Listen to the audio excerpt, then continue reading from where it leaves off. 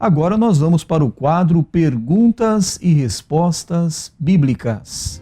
A primeira pergunta de hoje é NQI Mulher. A nossa ouvinte não quer se identificar. E ela ligou bem cedo, ligou antes do programa começar, falou com o pastor. Ela fez um relato da sua vida, um filho em casa, com problemas de drogas. E ela começou a buscar a Deus e acabou fazendo parte de uma igreja. Mas ela notou que nessa igreja, pastor, as pessoas falavam muito sobre dinheiro, sobre contribuição, sobre propósito, metas. Então, ela está pedindo uma orientação ao pastor. O que fazer, pastor? Eu quero recomendar à nossa consulente que faça-nos uma visita e nós estaremos conversando e orientando biblicamente, porque desde que ela não quer se identificar, então nós respeitamos e conversamos com ela, e quando chegar então poderemos dar a orientação que julgamos oportuna, dado que ela mais esclarecidamente nos pôr a par. A próxima pergunta é do ouvinte Erinaldo. Ele ligou lá da cidade de São Vicente. Ele pergunta assim ao pastor: Deus sabe de todas as coisas previamente? Por que Deus permitiu que Lúcifer tivesse inveja dele e passasse para o lado mau? Nós queremos dizer ao nosso consulente que anjos criados, e numa quantidade imensurável, nós não sabemos o número deles. E Lúcifer, então, era o chamado portador de luz e até alcunhado de a estrela da manhã. Mas ele achou que era pouco que ele tinha em mãos de domínio, naturalmente consentido por Deus, e anelou tomar o lugar de Deus. Agora, por que ele fez isso? Porque era uma criatura que tinha vontade própria, como nós também, seres humanos, temos vontade própria. Nós podemos escolher entre o bem e o mal, como diz o livro de Deuteronômio, capítulo 30, eu te tenho proposto a vida e a morte, a bênção e a maldição. Escolhe a vida, amando o Senhor teu Deus, te achegando a Ele. Ora, embora esse conselho bíblico esteja presente para conhecimento de todos, não são todos que preferem aceitar a proposta de Deus. Por sua vez, Jesus, em Mateus 7, 13 e 14, entrai pela porta estreita, larga é a porta, espaçoso o caminho que conduz à perdição, são muitos que entram por ela. Estreita é a porta, apertado o caminho que leva à vida. Ora, todos nós tomamos conhecimento desses ensinos bíblicos, mas alguns aceitam e outros rejeitam, preferem a sua vida pessoal, como ele queira viver. E com Lúcifer se deu a mesma coisa, a pretensão de ser maior. E diz a Bíblia no livro de Provérbios que a soberba precede a ruína e o coração altivo a queda. Então, se nós olharmos para o capítulo 38 do livro de Ezequiel, vamos notar como é que Lúcifer vivia no meio de pedras afogueadas, de um extremo conforto. Entretanto, mais ele desejava. E aí, Deus consente que o homem, criado à sua imagem, que o ser angelical, que algumas partes da Bíblia são chamados de filhos de Deus, tomaram o caminho errado, como a grande parte de seres que acompanharam o Lúcifer, que se virou agora o diabo, acompanharam. São os demônios que andam ao derredor de pessoas procurando tragar.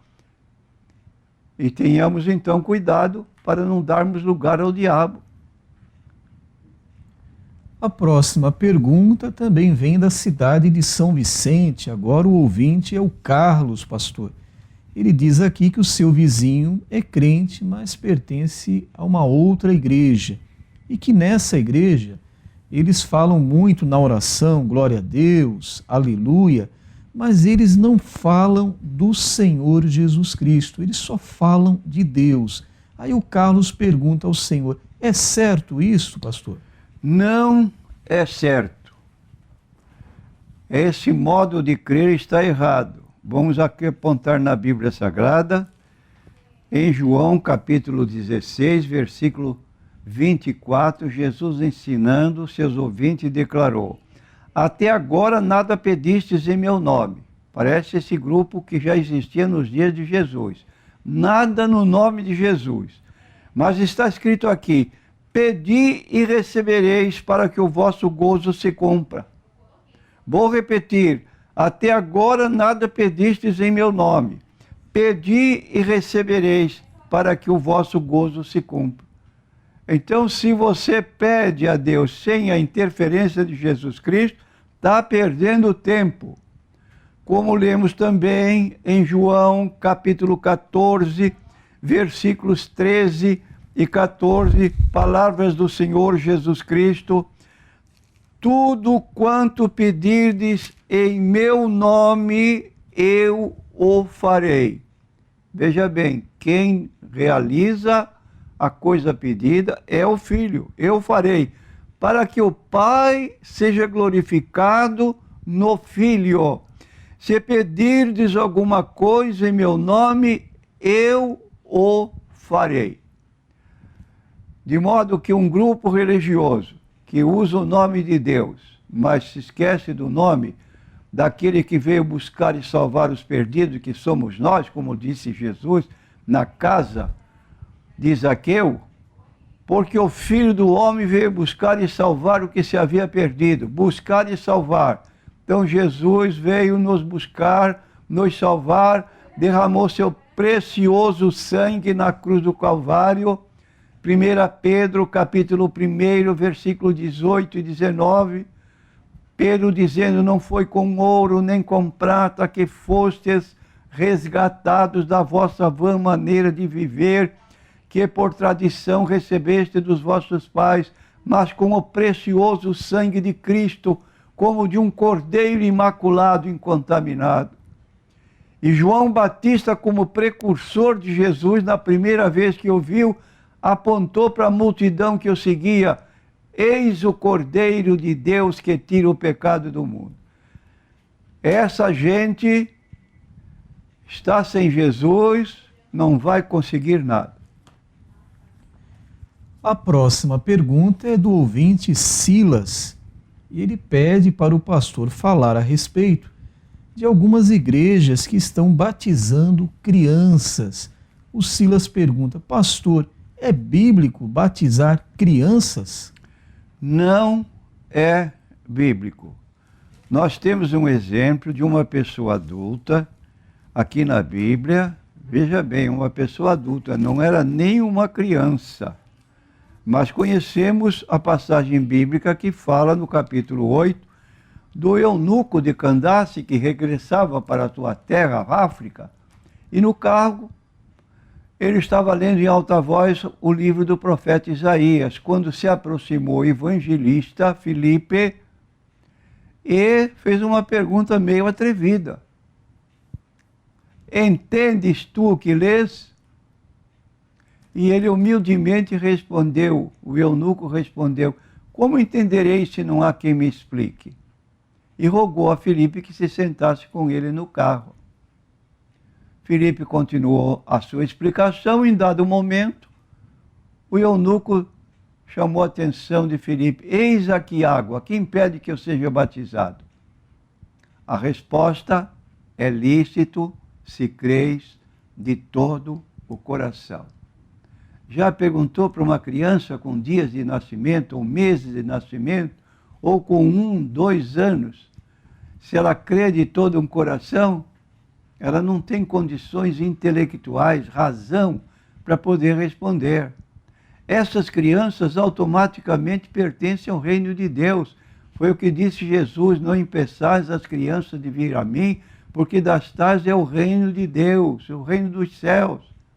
Agora, quando ela começa a chegar na sua já casa dos 10, 12 anos, ela já tem uma identidade que pode saber que pode receber Jesus ou rejeitar.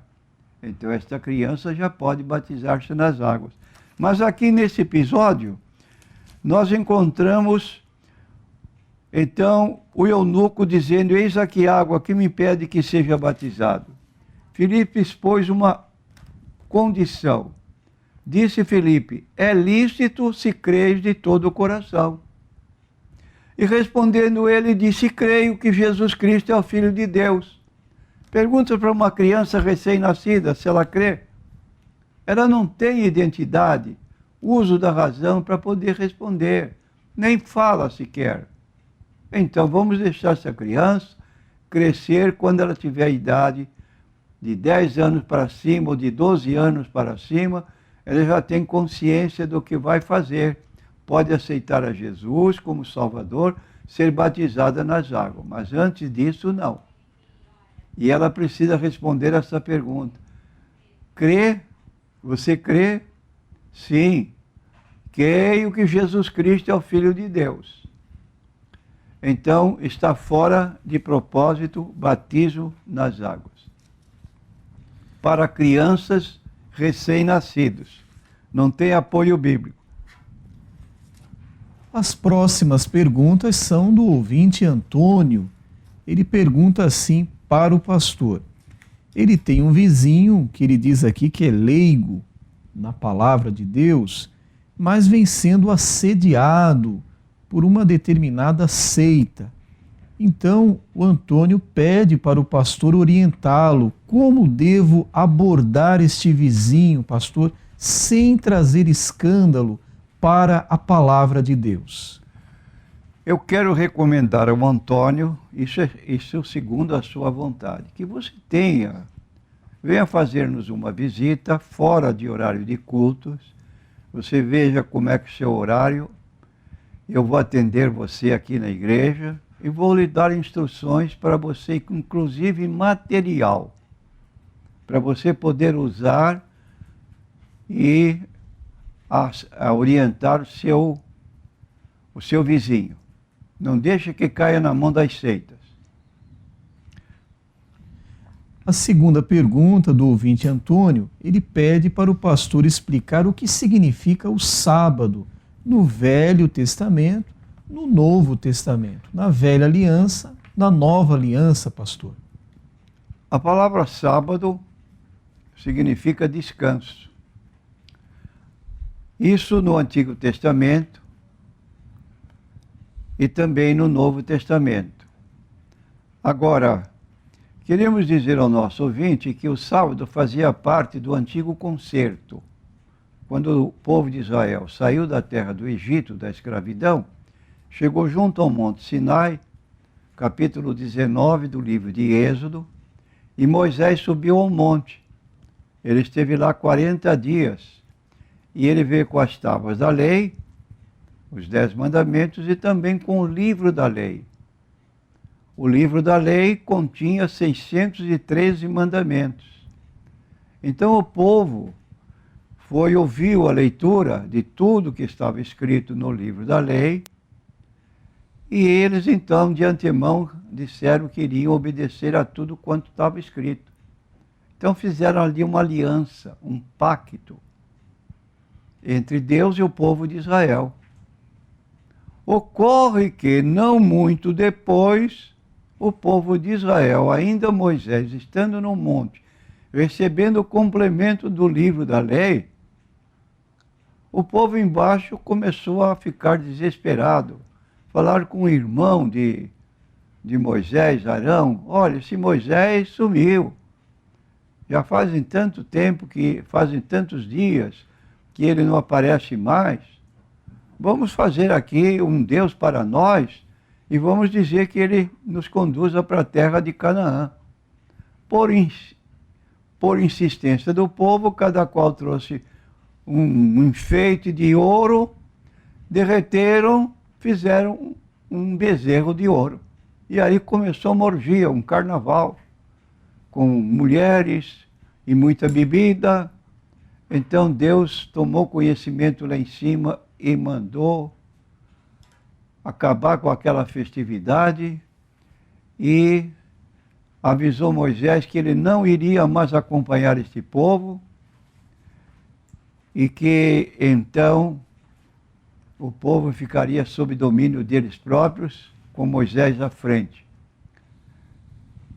Agora então Deus prometeu que faria depois um novo concerto, uma nova aliança. Isso está no livro de Jeremias, capítulo 31 a 34.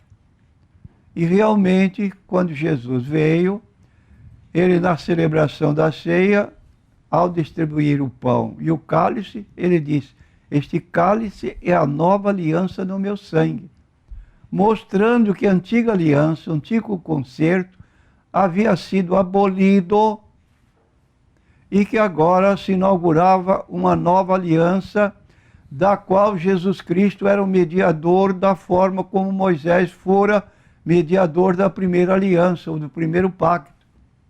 Está no livro de Hebreus, capítulo 8, versículo 6 em diante, que Cristo alcançou melhor mérito.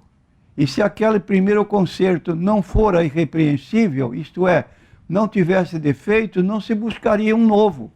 Mas como o primeiro tinha defeitos, se estabeleceu um novo concerto, deixando de lado a guarda de sábado, como apresenta Paulo em Colossenses, capítulo 2, versículos 14 a 16.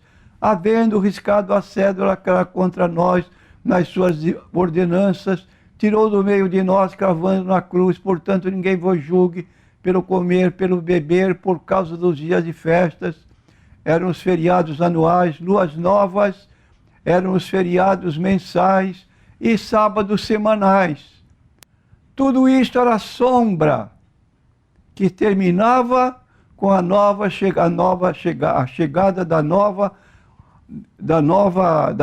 aliança inaugurada por Jesus. Então aí está o que nós apontamos à luz da Bíblia Sagrada. Já era. Agora Cristo é o nosso descanso. Mateus 11, 28. E nos reunimos no primeiro dia da semana, porque nesse dia Jesus ressuscitou dos mortos. E a ressurreição de Cristo para nós é de valor incomensurável. 1 Coríntios 15, versículo 3 a 17. Pois se Cristo não ressuscitou, como algumas seitas anunciam, então é vã a vossa fé e ainda permaneceis nos vossos pecados. De modo que a ressurreição é fundamental, é o dia mais importante para um cristão. E é daí porque nós podemos dizer com o Salmo 118, versículo 24, este é o dia que fez o Senhor, regozijemo-nos e alegremos nele. O dia que Jesus se levantou vitorioso dentre os mortos, ficou 40 dias e ascendeu ao céu e subiu e está à direita do Pai. Para buscar-nos ele voltará. E agora a última pergunta do ouvinte Antônio. Ele diz aqui, tem sido cuidadoso, e discorda das pessoas falarem eu juro por Deus, e outras pessoas dizerem eu adoro tal comida, eu adoro tal objeto. Ele pede para o pastor falar a respeito disso. Isso aí é uma profanação do nome de Deus. Adorar é uma palavra que se emprega exclusivamente a Deus. Não se pode usar esta palavra, eu adoro um sorvete, eu adoro um filme, eu adoro isto e aquilo. Por favor, mude a sua linguagem, meu irmão. Use uma linguagem bíblica. Não lê Bíblia e fica usando terminologia do mundo, que não tem compromisso com Deus quando não lê Bíblia. E nós lemos em Romanos capítulo 12, versículos 1 e 2, não vos conformeis com este mundo, mas transformai-vos pela renovação da vossa mente, para que experimenteis qual seja a boa, agradável e perfeita vontade de Deus. Romanos capítulo 12, versículo 1 em diante, até o 3. Paulo diz uma expressão de oração: rogo-vos, pois, irmãos. Estava fazendo um pedido solene: rogo-vos, pois, irmãos, pela compaixão de Deus, que não vos conformeis com este mundo, mas transformai-vos pela renovação da vossa mente, para que experimenteis qual é a boa, agradável vontade de Deus. Tira da sua boca estas palavras sagradas, que não tem apoio e é uma profanação que você está usando com seus lábios. Pastor, nós temos ainda aqui a última pergunta de hoje, pastor. É uma pergunta NQI. A ouvinte aqui está dizendo que em sua igreja o pastor está realizando um bazar. Pede para as pessoas trazerem produtos em bom estado para serem colocados neste bazar e assim ajudar a igreja. A pergunta é correto fazer isso? Bazar é bíblico? E fazê-lo dentro da igreja, pastor, é correto? Eu quero dizer ao nosso consulente que quase todas as igrejas, digo quase todas, elas têm um tipo assim um reservado para oferecer um lanche para os músicos que às vezes chegam mais cedo nos cultos, para ficar para o culto da noite já. Então ali é uma confraternização, algumas igrejas cobram, que eu considero lícito, porque em vez de em casa gastar dinheiro com condução, já tem ali. Outras igrejas doam. Então é normal. Agora, um bazar, eu quero dizer ao nosso eminente pastor, a igreja tem que sobreviver das suas contribuições, dízimos e ofertas. Se cada crente tiver consciência, como diz a Bíblia, trazei o dízimo à casa do tesouro para que haja mantimento na minha casa, não precisa realizar bazares. Mas, se não tiver condições, ela faça fora do templo, não dentro do salão de cultos, que aí é uma profanação. Mas o ideal seria não realizar bazar dentro do templo da igreja. Pode fazer-se anexo, se houver essa necessidade precípua. Mas de preferência seria que cada irmão contribuísse com seu dízimo, e houvesse, então, equilíbrio financeiro. Mas, infelizmente, às vezes, as igrejas têm muitas despesas e não dá.